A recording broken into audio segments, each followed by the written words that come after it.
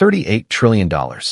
That's America's national debt right now, not a projection, not a future estimate, but the actual debt sitting on the books as of December 2025. And if you think this number doesn't directly affect your financial future, you need to understand what's happening behind the scenes in global finance. While most people scroll through social media and stream their favorite shows, the world's largest financial institutions have started doing something unprecedented in the modern era by systematically moving massive amounts of capital out of dollar-denominated assets. And this isn't conspiracy theory or speculation, because this is documented in public filings, Treasury data, and capital flow reports that anyone can verify. What I'm about to share with you is a pattern that has repeated 3 times over the last 500 years, and each time it followed identical stages, showed the same warning signs, and led to the same devastating outcome. And right now we're watching this pattern unfold again in real time. So the only question is whether you'll recognize it coming, or whether you'll join millions throughout history asking how you missed all the signs that were right in front of you. Global debt recently hit $251 trillion according to the International Monetary Fund, which represents 235% of global GDP, making it the highest ratio in recorded peacetime history. And to put America's situation in perspective, U.S. debt jumped from $36.1 trillion in January 2025 to $38.4 trillion by December, which means a $2.3 trillion increase in just 11 months. But here's what most analysts aren't telling you. This exact scenario has happened before, 3 times in modern history, and each time the country holding the reserve currency collapsed within 36 months of the smart money beginning to leave. And these weren't similar collapses because they followed identical patterns with the same stages, the same timeline, and the same result, making the pattern mathematical, predictable, and unfortunately unstoppable once it reaches a certain critical point. Every major economic collapse in the last 5 centuries has followed a precise 4-stage cycle, and understanding these stages is crucial to recognizing where we are today. Stage 1 is the ascension phase, where a nation becomes the center of global finance and capital floods in from everywhere. Their currency becomes the standard for international trade, and everyone wants exposure. Banks expand rapidly, markets boom, and innovation accelerates while the future appears limitless and confidence becomes absolute. And this stage typically lasts between 50 and 80 years. Stage 2 is the overextension phase, where success inevitably breeds arrogance, and the government begins spending beyond its means, funding military expansion, foreign interventions, and domestic programs, all with borrowed money.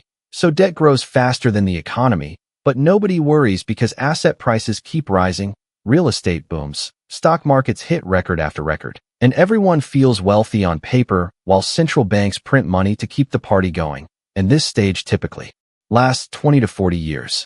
Stage 3 is the silent exodus, which is the critical phase we need to watch most carefully because the smart money, meaning institutional investors who actually read balance sheets, begins to see what's coming. Not the general public and not the politicians, just the people managing massive pools of capital, and major institutions start quietly rotating their holdings out of the dominant currency with no announcements. No press releases, just systematic calculated movement into safer jurisdictions as foreign investors reduce holdings. Wealthy families diversify internationally, and the exodus begins slowly at first, then accelerates, lasting typically 18 to 36 months. Stage 4 is the collapse, where the currency loses reserve status, foreign central banks dump their holdings, inflation explodes, interest rates spike, asset prices crash simultaneously, banks fail, pensions evaporate, the middle class gets destroyed, political chaos follows, and everyone asks the same question about how they didn't see this coming. And the answer is always that the pattern was there all along. Now let me prove this pattern is real with 3 historical examples spanning 3 global superpowers, 3 reserve currencies, but the same exact cycle and the same exact outcome. In the 1500s, Spain was the most powerful empire on earth with no debate and no competition, as Spanish galleons returning from the Americas were loaded with more gold and silver than had ever been seen in human history. The Spanish real was the global reserve currency, and if you wanted to trade internationally, you needed reals, while Madrid was the financial center of the known world, completing stage 1. King Philip II controlled half of Europe, Spanish armies were considered unstoppable. The Armada ruled the seas, and wealth poured in from every colony across 3 continents. But what did they do with it? They spent it on everything, including wars with France, England, the Ottoman Empire, and the Dutch, maintaining a massive military presence spanning 3 continents, supporting a bureaucracy that consumed fortunes, building royal palaces that cost kingdoms, and funding the Spanish Inquisition, burning money along with heretics. So by 1550, Spanish government spending was running at 300% of revenue, 3 times what they collected in taxes, with the difference borrowed from Italian banks, German merchants, and anyone who would lend. But gold kept flowing from the New World, so nobody worried, while asset prices in Spain kept rising. Everyone felt rich, and the empire seemed invincible, verifying stage 2. Then something changed quietly in 1555 when major Spanish banking families started moving assets to Genoa. The Fugger family, who were Spain's biggest creditors, began demanding repayment in gold instead of promises because they wanted out. And by 1556, wealthy merchants transferred operations to Amsterdam, not all at once, but gradually, by opening offices, moving inventory, and redirecting trade routes. And why? Because they could read financial statements, and the statements said Spain was functionally bankrupt, as the Spanish government was paying 40% interest on some loans, and 40% isn't a sign of strength, but rather desperation bleeding through official documents. Documenting stage 3. In 1557, Spain defaulted on its debts for the first time, causing credit markets to freeze. Spanish bonds became worthless overnight. The government seized private gold shipments to pay soldiers, and chaos spread through the financial system. But the king promised it was temporary, a one-time problem, and that everything would be fine. Yet Spain defaulted again in 1560, again in 1575, again in 1596, and again in 1597. Making 4 defaults in 40 years. As the currency collapsed, inflation destroyed the middle class, and Spanish power evaporated like morning fog. So by 1600, Spain was a shadow of its former self, as the Golden Age was over forever and it never came back, completing stage 4. And where did the money go? North to the Dutch Republic, where Amsterdam became the new center of global finance. Which brings us to example 2 in the 1600s, when Amsterdam was the richest city in the world by far and by every measure, as the Dutch East India Company was worth $8.28 trillion in today's money, which is more than Apple, Microsoft, Amazon, and Google combined times 2. Dutch banks financed global trade.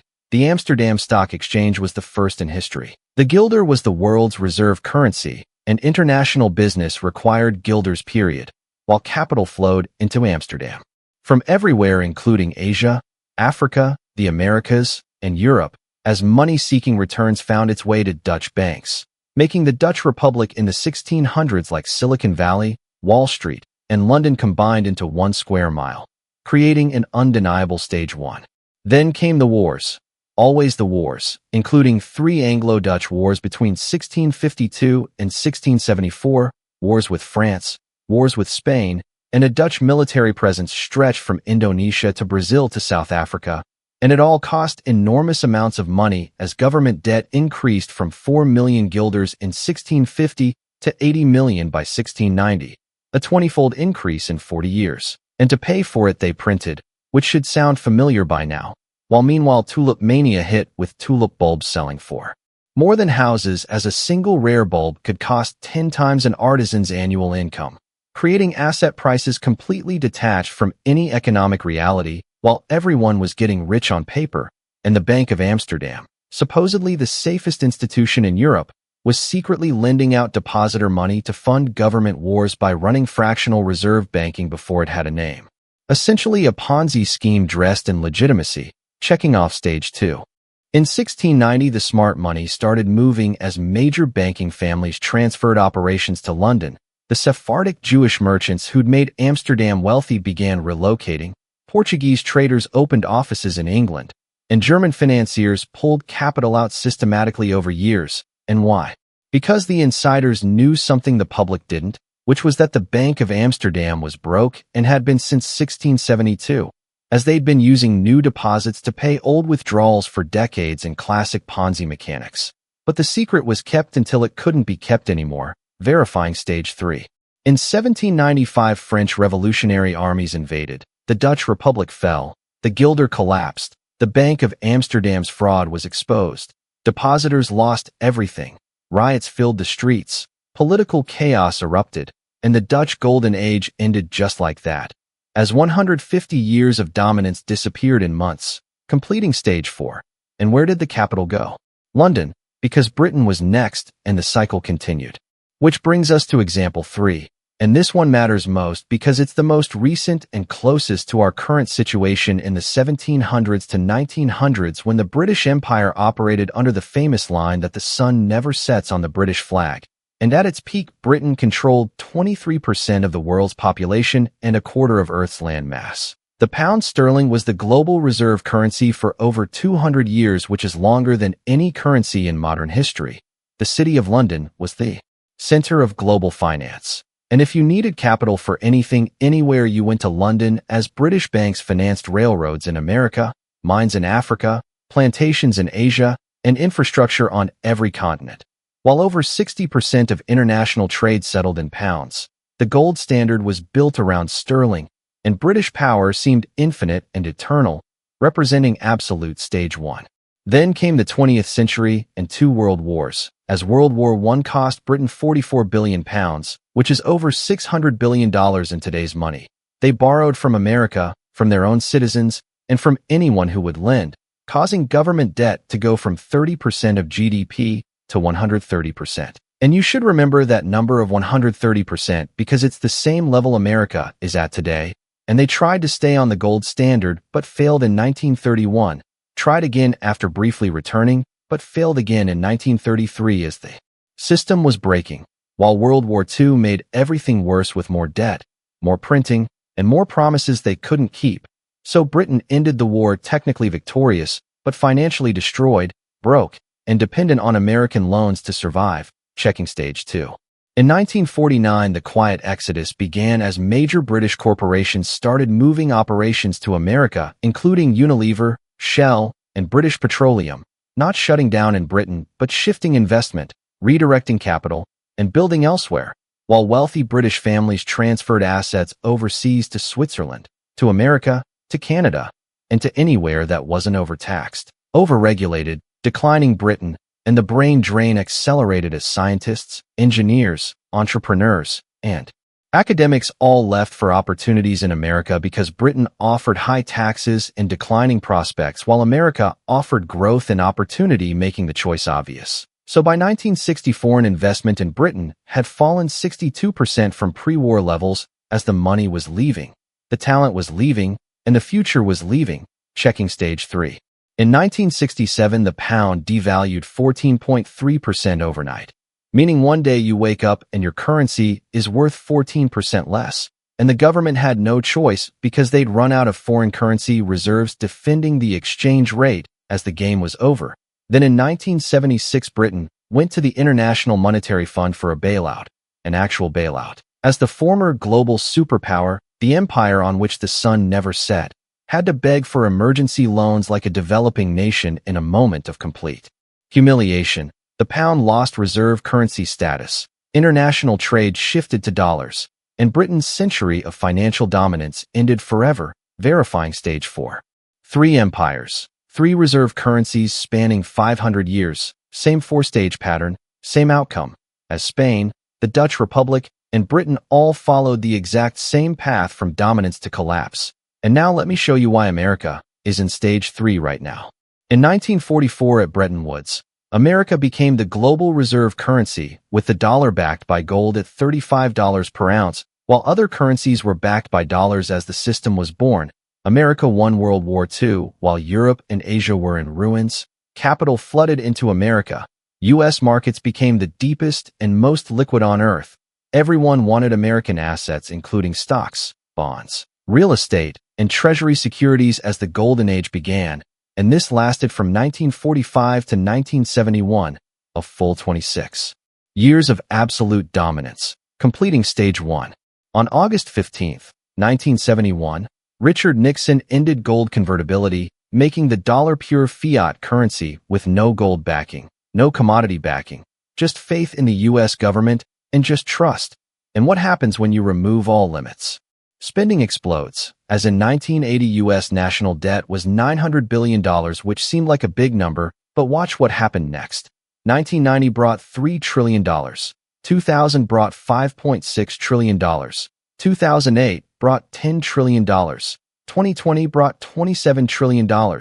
January 2025 brought $36.1 trillion. And December 2025 brought $38.4 trillion, representing a 4,200% increase in 45 years as the debt more than doubled in just 5 years. But that's only government debt, and just part of the picture, because corporate debt hit $13.50 trillion. Household debt reached $18 trillion. Student loans totaled $1.77 trillion. Credit card debt hit $1.1 trillion. Auto loans reached $1.6 trillion. Medical debt ran into hundreds of billions, and total U.S. debt exceeded $100 trillion, which is 370% of GDP. And for context, Spain defaulted at 200% debt to GDP, the Dutch Republic collapsed at 250%, Britain lost reserve status at 130%, yet America is at 370% and climbing. How do we pay the interest? The government now pays over $1 trillion per year just on interest payments, which is more than defense spending, more than Medicare, and more than most entire government agencies combined. That's $1 trillion just for interest, not paying down debt, but just interest. And how do we fund that? We print money, as M2 money supply increased from $15.5 trillion in February 2020 to $21 trillion by April 2022. A 40% increase in 26 months, representing the largest monetary expansion in American history ever and by far. And what does that create? Inflation, asset bubbles, and wealth inequality. All the classic signs of stage 2 as the stock market hits all-time highs while real wages stagnate for workers. Price-to-earnings ratios reach dot-com bubble levels. Housing prices jumped 73% since 2019. And everything's inflated as every asset class is simultaneously overvalued. While the Federal Reserve's balance sheet went from $800 billion in 2008 to $9 trillion in 2022, as they bought everything, including Treasuries, mortgage-backed securities, and corporate bonds to prop up asset prices artificially, completing and verifying stage 2 mathematically.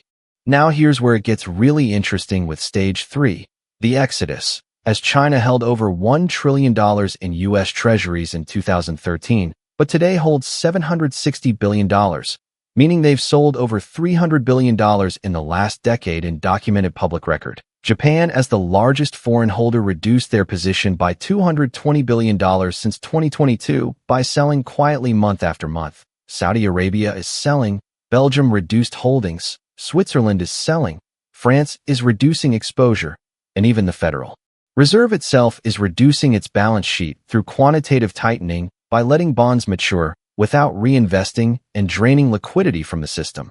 So who's buying U.S. debt now?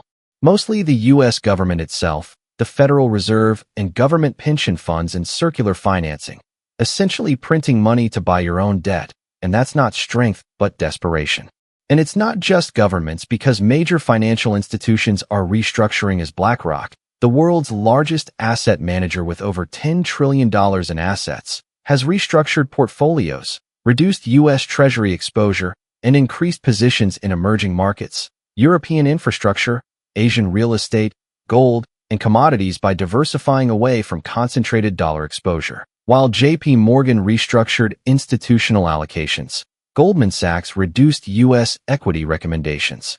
Morgan Stanley increased international allocation guidance, and Bridgewater Associates has been warning about dollar devaluation for years and positioned accordingly, showing that the smart money is moving just like they did in Spain, in Amsterdam, and in London, checking and verifying stage 3. Now let me tell you what happens in stage 4 based on the pattern, based on history, and based on mathematical inevitability, as the dollar gradually loses reserve currency status. Not overnight and not with a single announcement, but gradually, then suddenly. Countries start settling trade in other currencies like yuan, euros, and bilateral agreements that bypass the dollar entirely. And it's already happening as China and Brazil trade in yuan, India and Russia settle in rupees, and BRICS Nations develop alternative payment systems, while over 40% of global GDP now sits in BRICS-aligned countries building infrastructure to trade without dollars. And here's a critical point. There was widespread reporting in June 2024 about the petrodollar agreement ending. So let me be clear about what actually happened as the 1974 U.S.-Saudi Joint Commission on Economic Cooperation expired. But fact-checkers confirmed there was never a formal written agreement requiring Saudi Arabia to price oil exclusively in dollars, as it was an informal arrangement. An understanding, however, and this is crucial, Saudi Arabia has recently indicated willingness to accept other currencies for oil as they've explored yuan-denominated transactions. So the practical effect is the same as the dollar's exclusive grip on oil markets is loosening and the petrodollar system is fracturing, just more slowly than sensational headlines suggested. When dollar demand drops significantly, what happens to all those dollars sitting in foreign central banks? They come home flooding the U.S. economy. And that's when inflation goes vertical as the Fed will face an impossible choice. Raise interest rates dramatically to crush inflation, which makes the $38 trillion debt completely unpayable and crashes the economy. Or keep printing, which destroys the currency through hyperinflation. And either path leads to the same place where asset prices crash because liquidity disappears, stocks, bonds, and real estate all deflate simultaneously, banks fail, pension funds go insolvent, insurance companies collapse, the cascade begins, and the middle class holding most of their wealth in dollars and dollar-denominated assets gets completely wiped out as savings evaporate, retirement accounts vanish, and home equity disappears.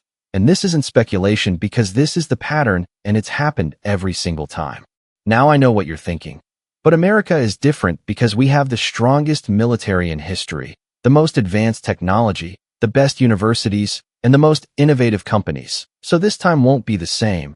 But let me tell you something that history proves over and over, which is that Spain had the most powerful military in the 1500s, yet it didn't stop economic collapse. The Dutch had the most advanced financial technology of the 1600s as they invented modern capitalism. Stock markets, central banking, and options trading, yet it didn't stop collapse. Britain had the largest empire in history with the Industrial Revolution, a global navy, and unmatched trade networks where the sun never set on the British flag, yet it didn't stop collapse, showing that military power doesn't prevent economic mathematics. Technology doesn't stop currency debasement. Innovation doesn't overcome fiscal insanity. And exceptionalism is just a story empires tell themselves before they fall. But what about the Fed printing infinite money because they'll never let the system collapse? Well, they printed infinite money in Weimar Germany where hyperinflation destroyed the middle class and savings became worthless as a wheelbarrow of cash couldn't buy bread. They printed in Zimbabwe, creating $100 trillion notes that became completely worthless pieces of paper. They printed in Venezuela where inflation hit 1,000,000%, and people were eating zoo animals to survive while doctors and lawyers worked as taxi drivers. They printed in Argentina, leading to multiple currency resets and decades of poverty despite massive natural resources, proving that printing money doesn't create wealth, but transfers it from savers to debtors, from workers to asset holders, and from the middle class to the financial elite until confidence breaks, and then it accelerates the collapse. Because every empire thinks it's different, every reserve currency believes it's permanent, and they're always wrong as the pattern doesn't care about narratives, doesn't need your permission, doesn't wait for consensus, and just unfolds like clockwork, like mathematics, like gravity, and right now all the indicators are screaming stage 3. So what does this mean for you practically and specifically starting today? First, if most of your wealth is in dollar-denominated assets, you're exposed, not might be but are, and diversification isn't a nice-to-have anymore, but survival. So consider assets that hold value during currency debasement like gold, which has held value for 5,000 years across every civilization, along with silver, commodities, and real assets that can't be printed into existence by central banks. Second, consider geographic diversification because if major institutions are moving capital internationally, you should consider following, not with all your money, but with some. So research stable foreign currencies like Swiss francs, Singapore dollars, and Norwegian kroner to spread political risk across jurisdictions. Third, Understand the timeline because stage 3 doesn't last forever, as historically it runs 18 to 36 months from start to finish, and we're probably 12 to 15 months in based on when foreign selling accelerated, meaning you have time, but not years, just months, so use it wisely.